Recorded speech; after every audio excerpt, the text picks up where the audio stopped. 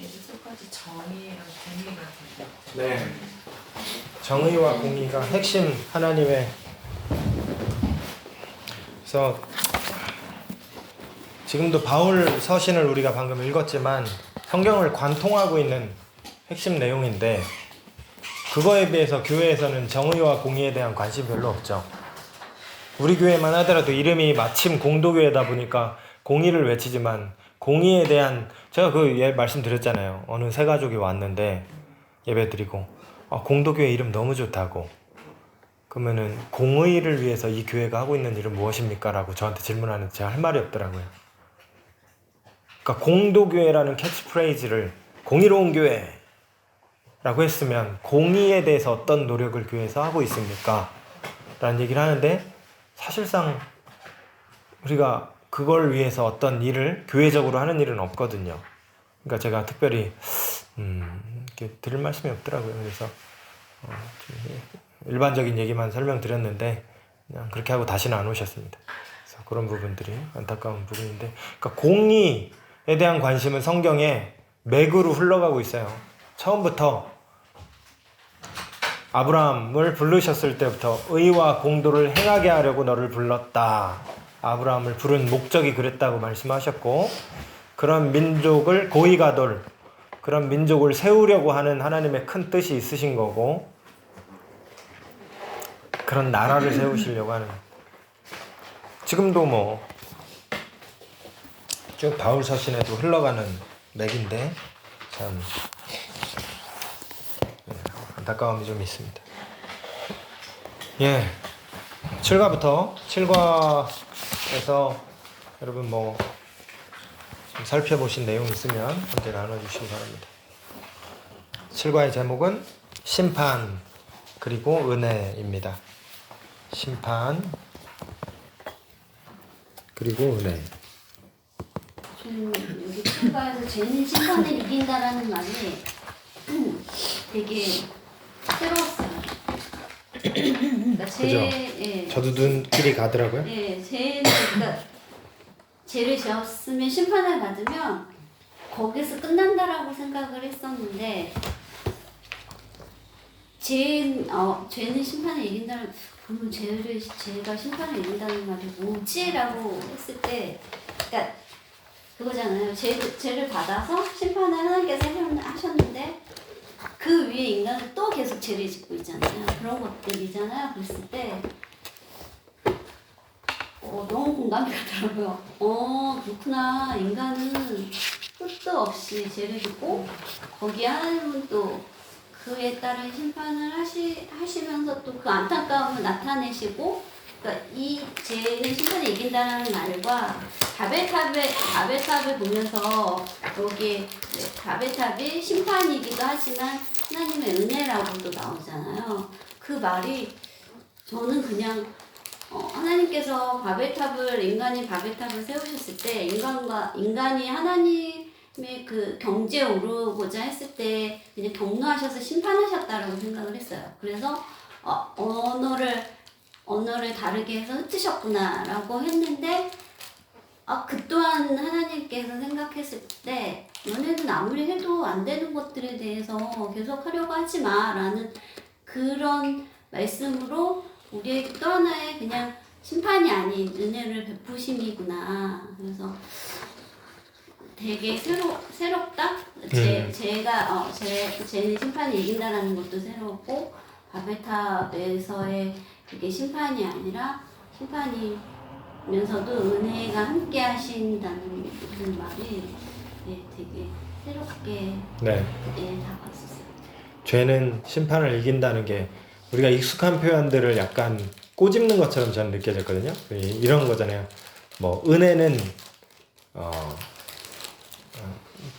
은혜는 죄를 이긴다. 죄를 많이 졌어도 하나님의 은혜와 사랑이 우리를 덮어서 우리가 구원을 받는다. 이런 얘기에 우리는 익숙한데 죄는 심판을 이긴다. 이게 되게 촌철살인 같은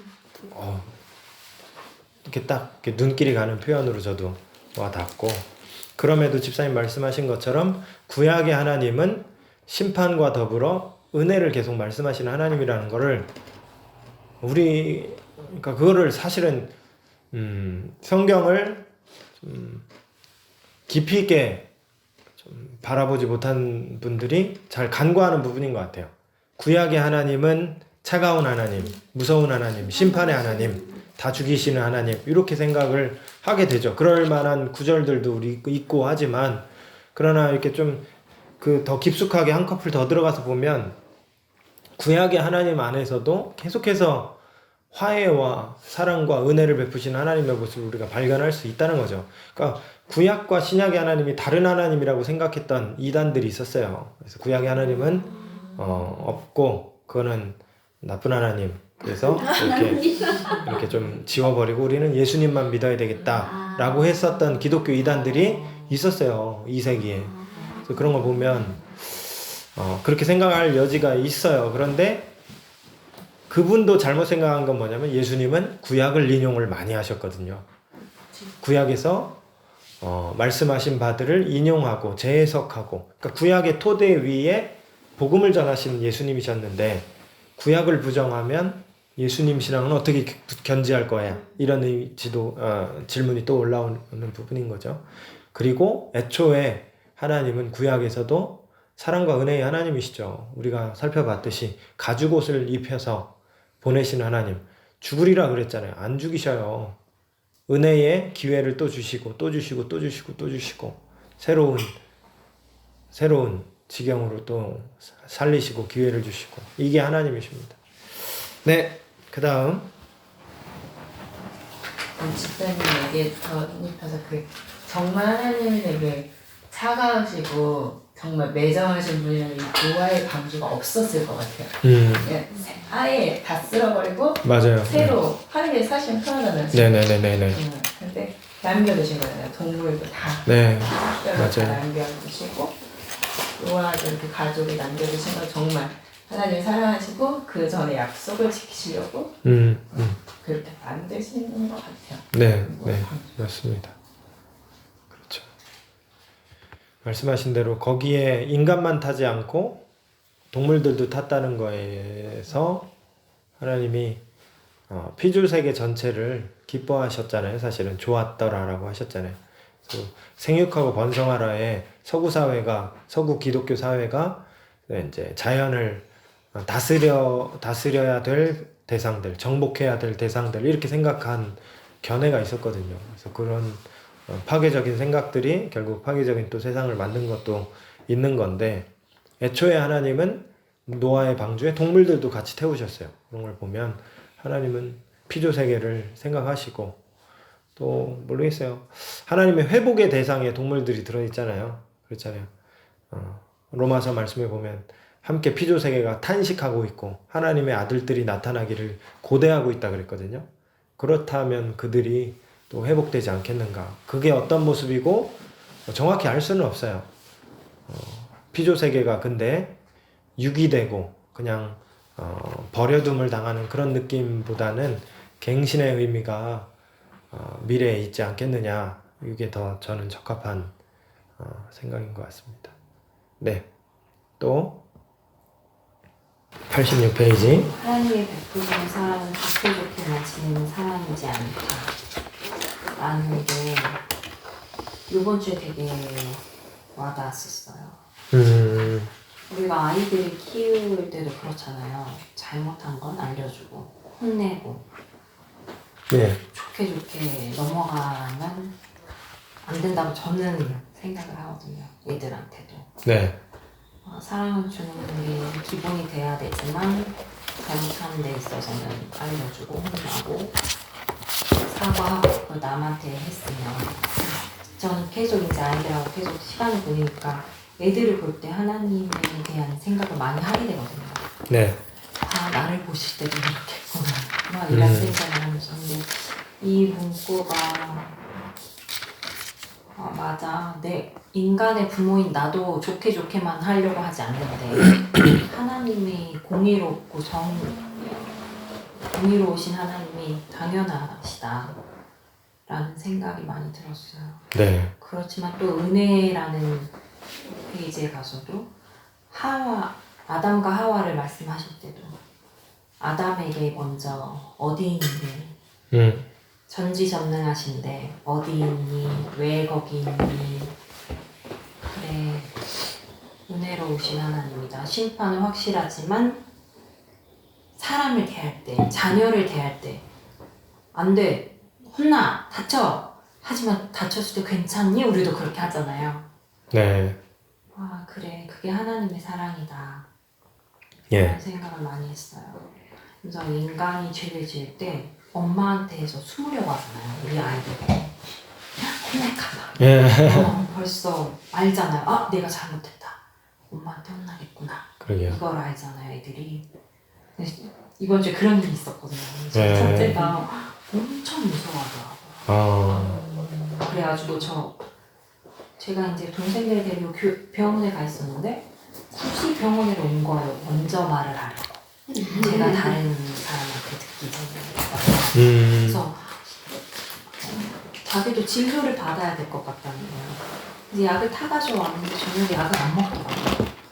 아프니까 병원 와서 약 치는 거 아니야? 왜 약을 안 먹어? 괜찮아진 것 같아요.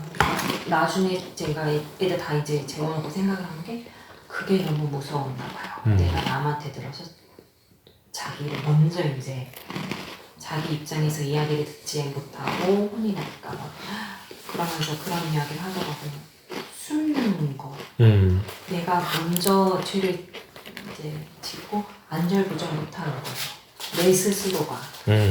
엄마 이게 벌인가 봐. 이렇게 표현을 하더라고요. 그래요. 엄마 이게 관계가 뭐라 이제 저 일막이란 책을 읽으면서 사야도 이제 한 번씩 제 책을 막 넘겨보고 막 이렇게 이야기를 하는데 엄마 이게 관계에서 이미 나에게 오는 벌인가 봐. 하나님이 혼내지 않고도. 걔 몇 살이에요? 4학년인데.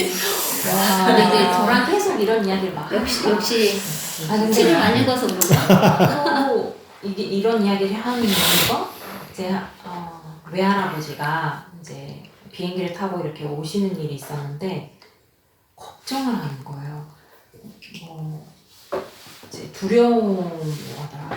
하나님이 할아버지를 데려가심으로써 나를 가르치시려고 하면 어떡하지? 얘가 이런 고민이 있더라고요. 두려움의 하나님에 대해서 되게 근데 저도 그런 생각을 가진 적이 있으니까 왜 그런 생각을 가지게 했어? 하면서 이렇게 막 이런 이야기를 했었거든요. 그 전에. 그래서 그런 말들을 스스로 하더라고요. 그래서 인간, 그러니까 11살짜리 아이도 내가 잘못한 걸 먼저 아는 거예요. 그리고 숨는 거죠. 그러다가 이제 그러니까 걔가 집에 간다고 했다가 다시 온다고 했거든요. 그래서 숨으러 갔다가 아니야. 나중에 알게 되면 더 혼나겠지 하고 이제 제가 막 바쁜 와중에 와서 슬쩍슬쩍 이야기를 하더라고요. 엄마 내가 이런 했는데 이랬어. 너무 내가 잘못한 것 같아. 막 이렇게 막 그리고 그게 친구들한테 소문이 나면 어떡하지? 막 이런 고민도 하더라고요. 그냥 친구들이 나 학교 갔는데 내가 그렇게 나쁜 행동 했다고 막 하면 어떡하지? 막 걱정을 많이 하더라고요. 이게 내가 벌을 받고 있는 와중인가 봐. 누가 나를 혼내지 않았지만 내가 이미 이런 두려움에 떨고 있다는 게 깨달음이. 그래서 그런 깨달음이 있어. 말을 하더라고요. 우리의 모습이구나. 네. 오늘 그래서 이런 이야기도 해줘야 되겠다. 하나님은 그렇게 하시는 분이 아니야. 아담이 숨을 때도 먼저 너 괜찮니 하시는 분이야. 너 은혜가 있는 하나님이다 라는 말을 해줘야 되겠다 이런 생각을 많이 하게 되더라고요. 예. 이 챕터를 읽으면서 내가 너무 무서운 엄마였나? 너무 심한 말 하는 엄마였나?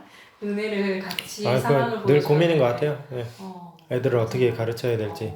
근데 뭐 정의를 알려주면서 사랑도 알려줘야 되니까 그 고뇌가 우리에게 있고 어렵죠. 뭐 사랑만 주면 잘못하면 스포일 애들 망칠까봐 뭐 되바라진 행동 나가서 또 자기 인생을 또 너무 쉽게만 생각 그런 걱정을 하잖아요. 그렇다고 너무 차갑게만 하면 자기가 자기 존재 자체를 부정하거나 나는 쓸모없는 인간이야, 나는 못하는 인간. 이게 되게 어려운 문제고 고민이 늘 저도 되는 부분이고 이번 주에 저도 비슷하게 좀 고민이 되는데 구약의 하나님에 대해서 늘 무섭게만 생각하지만 구약 성경 예레미야 31장 20절에 이런 말씀이 있어요.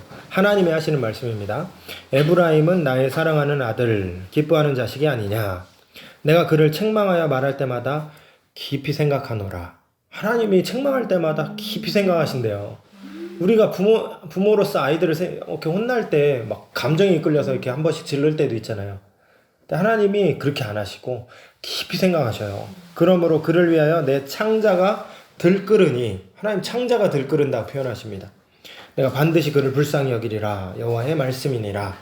이런 말씀이 있어요. 하나님이 창자가 들끓을 정도로 위하는 마음이 있고 또 고민하십니다. 우리에게 징계의 채찍이나 막대기를 들으실 때마다 하나님 쉽게 징벌하시고 처벌하시고 그렇게 안 하셨어요. 사실 죽는다 했지만 죽이지 않으셨고, 너 그러다 망한다 하지만 그래도 계속 그 길을 가면 아주 작은 하나님이 말씀하신 거에 비하면 작은 징계들을 계속 주셔요. 사실은 이스라엘은 진작에 망했어야 되고 아담 가문은 그렇게 끝났어야 되는 거였고 가인에서 끝났어야 되는 거잖아요. 사실은 안 그러신단 말이에요. 그러니까 그렇다고 해서 우리가 하나님 사랑을 경홀히 여겨서도 안 되죠.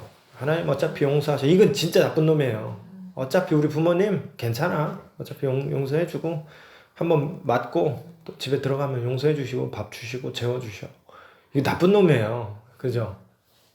그렇게 하면 안 되잖아요. 하나님의 사랑과 은혜를 우리가 그렇게 값어치 없는 사사로운 것으로 여기서는 안 되는 거죠. 하나님은 이렇게 우리를 구약에서부터 생각하시는 분으로 말씀하고 있습니다. 예레미야 몇 장? 31장 20절. 31장 20절. 이런 말씀들은 거의 하나님의 어떤 성품이나 이런 부분들을 알 수 있는 말씀들이라서 저도 마음속에 생각해 놓고 있는 말씀들이거든요. 그래서 우리가 어떤 균형 있게 하나님 이런 분 아니야 라고 생각했을 때 아니야 하나님 이런 분이야 라고 말할 수 있는 부분들이잖아요. 그래서 이런 것들을 잘 기억해 두시면 딴 얘기를 들었을 때도 다른 어떻게 보면 좀 잘못된 치우친 그런 말씀들로 우리가 아리송할 때도 균형을 잡을 수 있는 말씀들이에요. 하나님은 이런 분이셔.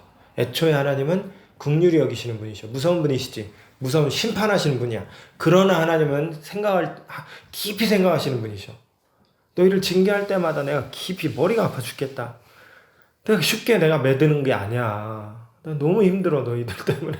이렇게 우리를 징계하시는 분이라는 거죠. 하나님은 깊이 사랑하시고 불쌍히 여기시는 분, 우리 하나님이실 겁니다. 그 다음에 7장 조금 더 나누신 얘기 있으십니까? 없으셔요? 네. 그럼 제가 좀 설명해 볼까요? 7장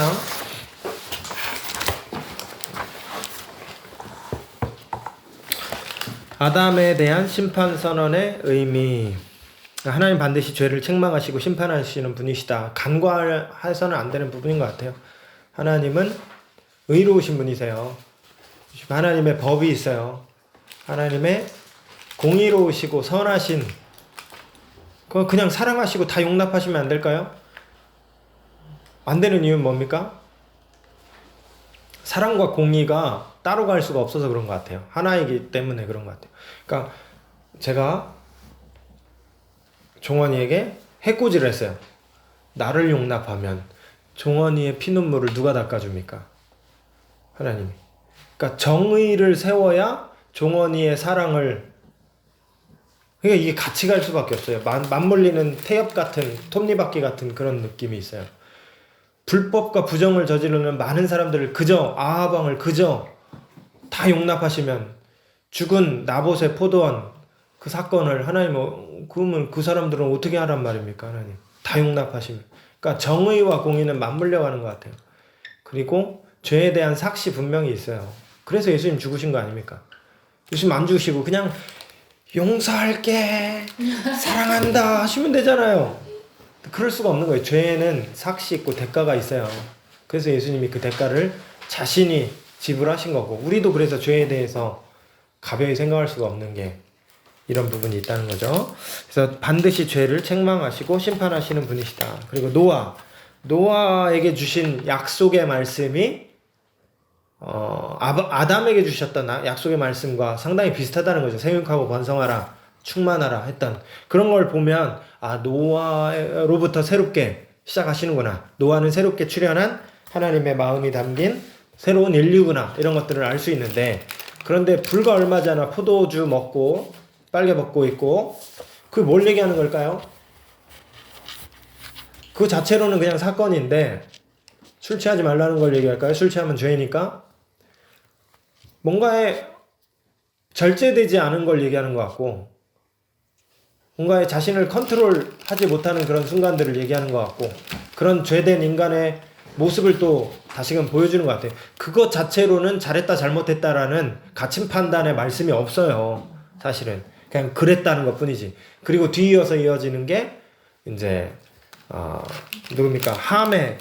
함의 후손들이 저주를 받는 얘기죠. 함의 아들의 이름이 마침, 손자의 이름이 마침 가나안입니다. 가나안. 그래서 이런 것들에 함의가 있지 않겠느냐.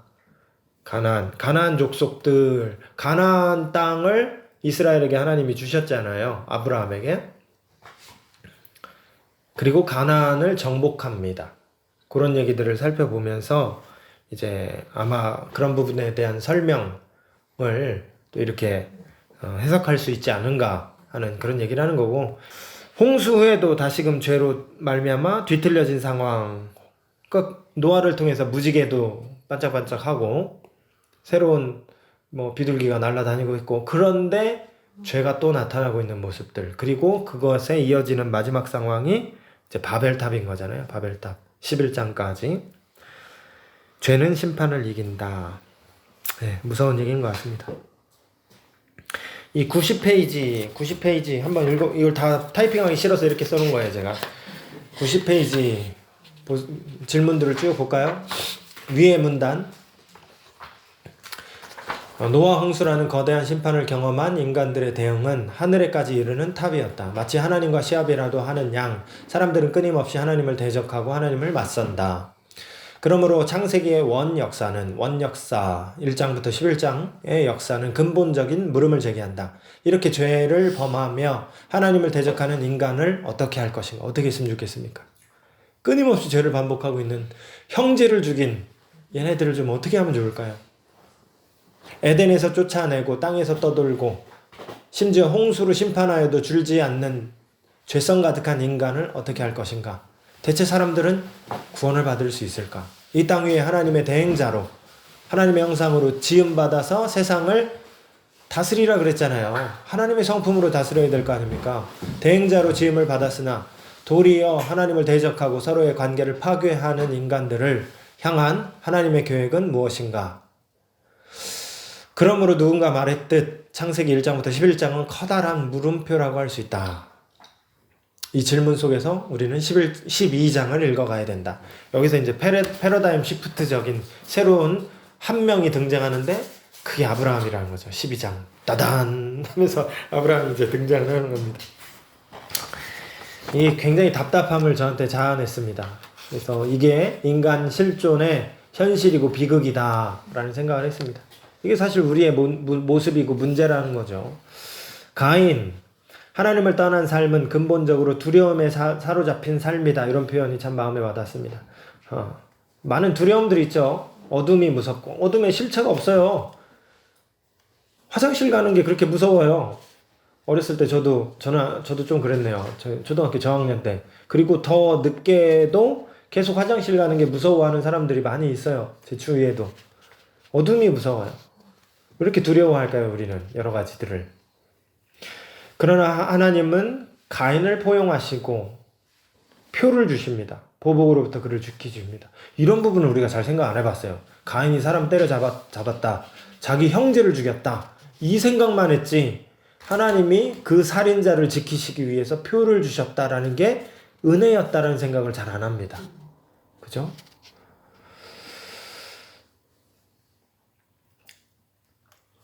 표를 주심으로 보복으로부터 그를 지키신다. 그의 치유는 주님의 사랑으로 치유될 수 있을 거다. 그러나 이를 위해서 그는 십자가에 달린 분을 사랑하는 법을 먼저 배워야 된다는 거죠. 하나님의 사랑을 용납해야 됩니다. 그게 믿음이잖아요. 이 십자가 사건이 아직 일어나지 않은 한참 이전의 상황이지만 하나님의 사랑을 똑같이 주님의 사랑으로, 예수님의 사랑으로도 생각해 볼 수가 있잖아요. 하나님의 사랑을 받아야 됩니다. 문을 여는 건 내 문제예요. 내 문제. 믿는 건 내 문제잖아요. 믿어야 그 사랑이 내게 들어와 새로운 치유의 삶이 시작이 되는 거다. 이런 쪽으로 생각을 해볼 수 있는 얘기였습니다. 그들은 큰 도시와 높은 탑이 그들에게 힘과 평안과 위로를 주리라 여겼지만 하나님은 그 노역과 불안에서 그들을 놓이게 하십니다. 그 불안 속에서 노역을 하는 거잖아요. 성 짓는 게 얼마나 어려워요. 밥 해먹는 것도 힘들어 죽겠어요. 삼시세끼 애들 헤매기려면 하루가 그냥 내 삶은 어디 갔나 이런 생각 하시잖아요.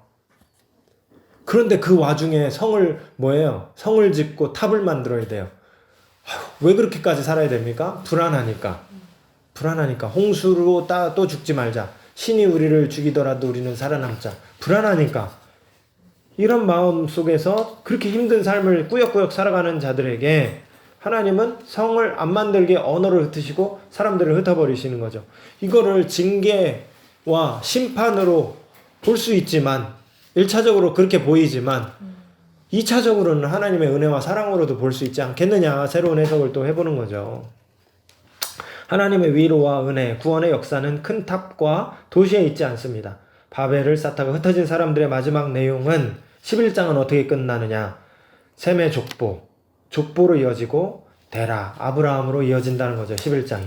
그리고 따단 12장에 아브라함이 등장을 하는 겁니다. 한 가족을 통해서 인류를 향한 하나님의 은혜가 절정에 달하게 되는 겁니다. To be continue. 자, 이렇게 이어지는 거죠. 이제 8장 한번 보겠습니다. 8장 읽으시면서 재밌었던 부분들, 함께 나눌 부분들 있으면 나눠주시죠. 데라에 대해서 나왔어요, 그죠?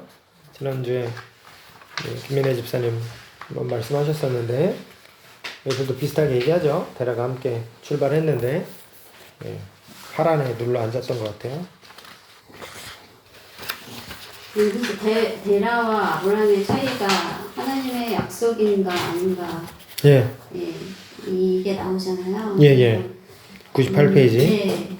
그러니까 데라는 주저앉고 아브라함은 어쨌든 가잖아요. 그거의 차이에서의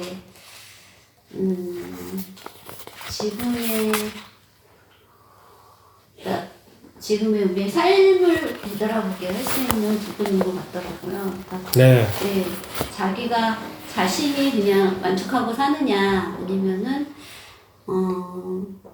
저는 나는 가끔 가다가 말씀 속에서 하나님이 주신 말씀인 것 같아. 그래서 내가 이 일을 해야 될 것 같은데 도저히 제가 받지 못할 것 같으면 저를 합리화시키거든요. 아니야, 이거는 내가 할 수 없는 일이기 때문에 일단은 한쪽으로 치워다. 그래서 다른 일을 하고 그걸로 인해서 그냥 좀 쉬운 쪽으로 가서 해요. 근데 결국에는 어쩔지 일을 하다 보면 돌아서 그 길로 오게 되더라고요. 그렇게 되면 나중에 드는 생각이 결국엔 할 걸. 그냥 그때 할 걸. 내가 왜 이랬을까라는 생각들이 들었었거든요. 그러니까 그런 생각들이 들면서 들었었는데 이거를 보면서 데라와 아브라함의 차이가 그거였구나. 데라는 그냥 계속 하나님께서 계속 가라고 했던 건데 자기는 그냥 그 자기의 합리화를 시켜서 그냥 거기에 만족해서 했던 거 아닌가. 아브라함은 어쨌든 하나님께서 주셨던 그 약속과 그 비전을 믿고 순종하면서 계속 갔기 때문에 결국에는 아브라함이 우리의 믿음의 조상이 될 수 있지 않았을까라는 생각이 들었어요. 이 부분을 보면서 그런 생각들이 들더라고요. 그래서 앞으로 제가 어떻게 해야 될지 그런 그러니까 하나님에 대한 말씀에 대한 순종이 왜 필요한가라는 것들에 대해서 좀 더 생각해 볼 수 있는 부분이었던 것 같아요. 네. 저도 이 부분 보면서 저는 시작점의 차이가 있다고 생각을 했어요. 네.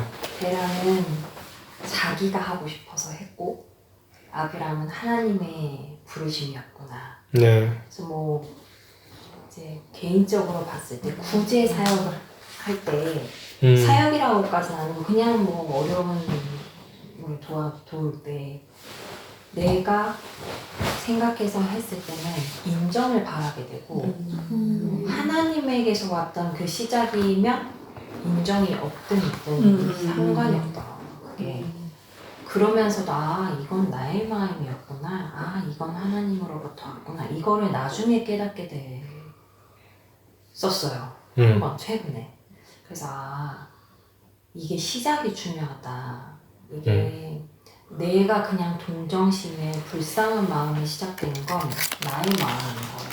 하나님은 내가 아니어도 일하실 사람, 내가 중요한 게 아니잖아요. 내가 아니어도 일하실 사람이 많으시고 돈이 없어서 일을 못 하시는 것도 아니고 사람이 없어서도 아닌데 그냥 나의 개인적으로 저 사람 도움이 필요하지 않을까, 동정심에 불쌍하다고 생각을 그런 마음에서 시작되는 것도 좋은 거긴 좋은 거지만 이게 자신의 생각으로부터 온 건지 하나님의 생각으로부터 온 건지 차이가 크다. 결과가 뭐 그러니까 예수님이 구제할 때 남이 모르게 하라 그랬잖아요. 왼손 오른손 모르게 하라고. 그런 걸 하면서 이미 받았느니라 그랬단 말이에요. 그렇게 한 사람들은 남이 알게 하기 위해서 했던 목적으로 한 사람들은 이미 그 상급을 받았느니라 이렇게 얘기했단 말이에요. 그걸 생각해 보면 나의 목적을 위해서 내 위신이나 내 자랑이나 이런 걸 위해서 했다면 하나님께 받을 상급이 없는 거예요. 그렇죠? 죄의 영역으로까지 얘기를 할 수 있는가 하면 그건 잘 모르겠네. 그거는 나중에 좀 생각해보고 어쨌든 받을 상급이 없다. 여기까지는 분명한 부분인 것 같아요. 그럼 교회 사역을 해나가면서 또 이게 꼭 그 중요한 기준점이 된다라는 생각이 들어요. 어떤 일들을 해나갈 때 우리가 뭐 때문에 이 일을 하는 건가? 그러니까 저는 이제 진행위원의 입장이잖아요. 기획자의 입장이에요. 목사니까. 여러분들은 참여자의 대부분 입장이시잖아요. 참여할 때 왜 참여하는가? 나를 위한 건가? 그럼 주님을 위한 건가? 이 방향 설정이 중요하고 시작점이 중요하다고 하셨지만 그거는 받고 하나 더 얘기하면 그래도 중간에 흔들린다 생각해요. 저는 시작을 그렇게 했지만 중간에 우리는 중간에도 얼마든지 또 기대하잖아요. 좋은 소리들을 기대한다면 그러니까 늘상 우리가 갖고 있어야 될 어떤 기본값인 것 같다는 생각이 들어요. 이게 나를 위한 건가 주를 위한 건가 지금 나는 나의 영광을 위해서 일을 하고 있는 건가 이 일을 기준 삼아서 계속 해야 되고 참여하실 때도 저는 기획하면서도 얼마든지 선한 일을 하면서 내 영광을 위해서 할 수 있어요. 내가 이렇게 했단 말이야. 내가 우리 교인들한테 내가 와 우리 교단에 막 이렇게까지 했어. 우리가 하나님께 영광이 안 남고 자기 자랑만 남는 거잖아요. 그게 상급이 없다 말씀을 하신 거죠. 예. 잊어버렸습니다. 이렇게 들으면서 아 맞아 나도 그랬는데 하면서 봤는데 우선은 예. 그 생각이 나는 대로 할게. 그 요셉이 그랬다. 요셉. 예. 그 요셉이 하나님의 약속을 붙잡고 갔던 사람이다. 그 뭐랄까 팔려 가서 그 보디발 집에서 이렇게 종이 됐고 그리고 또 거기서도 그 하나님의 말씀 붙들고 하나님의 신뢰하면서 이렇게 가니까 또 그 주변에서 복을 받았고 그리고 다음에 감옥에 갇혔는데 근데 거기서도 그 하나님의 약속을 붙잡고 갔잖아요. 그 뭐 사람들 그 평가나 뭐 그런 거 상관이 없이 그 변함이 없이 갔단 말이에요. 종이든 재수든 그리고 총리가 됐는데도 그때도 그렇게 변함이 없는 마음 아까 그 기준이 되어야 된다는 그 부분이 하나님의 약속이 그 기준이 되어야 되고 내가 뭔가 해야 된다든가 나를 위해서든가 그게 아니고 정말 하나님이 주신 사명, 하나님의 말씀, 그 공의와 정의와 사랑을 실천하는 그런 그게 그 기준이 되어야 된다. 라는 생각이 들었고, 그러면서 아브라함을 통해서 많은 그 주변 사람, 온 세상 사람들이 복을 받게 될 것이다라는 그 하나님의 약속의 말씀이 있잖아요. 그러니까 그게 그 실존한 게 요셉이었다라는 거 보면서 더 눈물이 날 것 같아. 아무튼 그게 하나님의 나라다. 그러니까 계속 그 하나님의 나라에 대해서 그 묵상했었었는데 그 제가 되게 전에도 그 의문이 있어서 뭐 계시록을 보면서도 막 이렇게 어떤 모습인가 뭐 하나님의 나라는 그 실제로 어떤 모습을 도래하는가 뭐 그런 것도 막 궁금했었었는데 결국은 모르잖아요. 모르니까 그걸 내려놓고 그냥 하나님의 말씀대로 살아가는 게 이 삶을 어떻게 살아가는 게 중요하다라는 결론을 내서 그렇게 왔었는데 다시 한번 뒷조사를 통해서 다시 또 궁금해지고 어떤 모습인가 그 실제로 어떻게 살아가는가 뭐 그런 생각했는데 역시나 내려놔야 되겠다. 그거는 이제 답이 없는 거니까. 네, 근데 우리가 어떻게 더 눈물 날 것 같아. 어떡하지? 아무튼 계속 이렇게 보면서 아무튼 하나님이 우리를 하나님의 형상대로 만드셨는데 그게 관계였고 그게 그 공의와 정의와 사랑이 실존돼야 되는 그 나라가 하나님의 나라다. 라는 게 알게 됐고 그게 우리가 해야 되는 거 우리가 어떻게 살아야 되냐 그게 나의 삶이 되어야 되고 그 실존이 되어야 되고 그거를 실존한 게 요셉이었다는 게 다시 한번 새롭게 와닿았어요. 그 전에 창세기 강의를 쭉 하셨었잖아요, 수요일에. 그때도 그 요셉의 그 모습이 되게 멋지다 이렇게 되어야지 생각했었는데 이번에 다시 읽으면서 하나님의 나라와 이렇게 영광이 되면서 나의 삶이랑 그러니까 이렇게 나도 이렇게 되어야 된다. 그러니까 물론 어렵지만 그 공의와 정의를 실천하는 게 너무 어렵잖아요. 아까 말씀하신 것처럼 나를 위해서 그 하나님의 말씀으로 시작했다가 나를 위해서 되어 있는 경우도 있을 거고 나의 반복으로 하게 되기도 하고 막 그러는데 아무튼 요셉이 그렇게 살았던 게 하나님의 말씀을 붙잡기 때문에 그 주변의 시선이나 내가 뭐 그렇게 높아지지도 않잖아요. 교만해지지도 않고 그러면서 요셉이 그렇게 살았기 때문에 또 주변 사람들이 복을 받았던 거잖아요. 그 생명을 살리는 역할을 했잖아요. 요셉이 그 기근이 있었는데 많은 사람을 그렇게 살렸다. 그 생명을 살리는 게 우리의 역할이다. 나의 삶의 목적이 되어야 된다. 그런 게 좀 정리가 좀 된 것 같아요. 하나님의 나라에 대한 정리, 나의 삶과 이렇게 그렇죠. 결합이 돼서 감사합니다.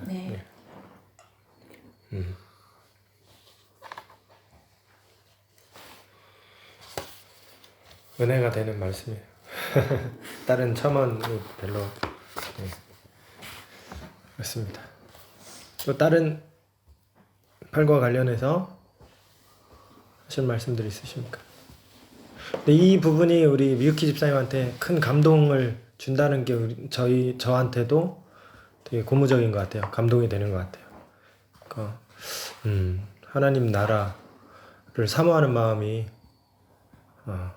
있는가 이런 생각들을 해보게 되죠. 그리고 그것을 사모하는 사람이 주위에 있는 걸 보는 것 자체가 우리에게도 다시 생각하게 하고 또 은혜를 주는 것 같아요. 뭘 위해 살아가는 건가 우리는 늘 그 질문을 던져봐야 되는 질문인 것 같거든요. 저는 8각부터 읽으면서 7, 8각 쪽을 읽으면서 드는 생각이 공예라는 것에 대해서 되게 중요하게 정말로 이렇게 와닿는 느낌? 이렇게 너무 중요한 거야 라는 것으로 생각되어지지는 않았거든요. 사실은 그냥 우리 교회 표기도 하고 그래 뭐 공이 필요하지 이 정도의 느낌이었다면 이 책을 읽으면서 하나님 나라에 있어서의 하나님께서 가장 원하시는 것들에 있어서 의와 공의가 필요함이 왜 필요한가? 그러면 이 세상 지금에 살아가는 우리에게 있어서의 공의는 무엇일까? 우리가 어떻게 그 하나님께서 원하시는 그 공의를 어떻게 실천해야 될까라는 그런 고민들이 저에게 되게 많이 주어지는 고민 중에 한 가지가 된 것 같아요. 그래서 그냥 이렇게 흘려보낼 수 있는 게 아니라 그 중에 하나가 그래 공의를 내가 그냥 말로만 하는 공의가 아니라 하나님께서 원하시는 그래서 정말 내가 실생활에서 실천할 수 있는 공의라는 것들이 무엇인가라는 생각들을 좀 더 깊게 할 수 있는 그런 시간이었던 것 같기도 해요. 네. 감사합니다.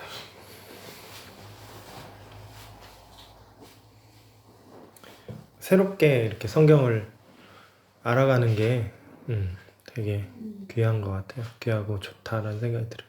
공의라는 거를 그간에 성경 처음 읽으신 적이 없잖아요. 많이 읽으셨고 여태 다 지나온 본문이었는데도 하나님이 정말로 이루고 싶은 나라, 하나님의 마음이 어디에 있는가 이런 부분에 왜 몰랐을까요?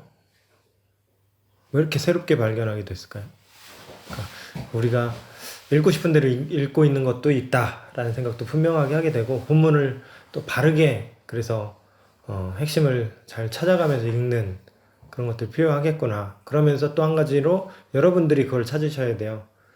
그러니까 어떤 관점들을 입각해서 설교자라든지 말씀을 전하시는 분들이 그렇게 하게 된단 말이에요. 왜냐면 말씀은 또 정리해서 해드려야 되기 때문에. 그러다 보면 본문에서 말하고 있는 바를 놓치는 경향들도 있을 수 있어요. 본문은 이 얘기를 할 얘기를 계속하고 있는데 갈라디아서 2장. 근데 그 얘기보다는 다른 쪽에 믿음의 능력이라든지 뭐 율법의 무용 그러니까 그럴 수가 있다는 거죠. 그래서 그 본문이 뭘 얘기하고 싶은 건가 이런 것들을 잘 추적하면서 하나님의 뜻을 찾아가는 그런 노력이 개인적으로 다 좀 있으셨으면 좋겠다 이런 생각도 듭니다. 예,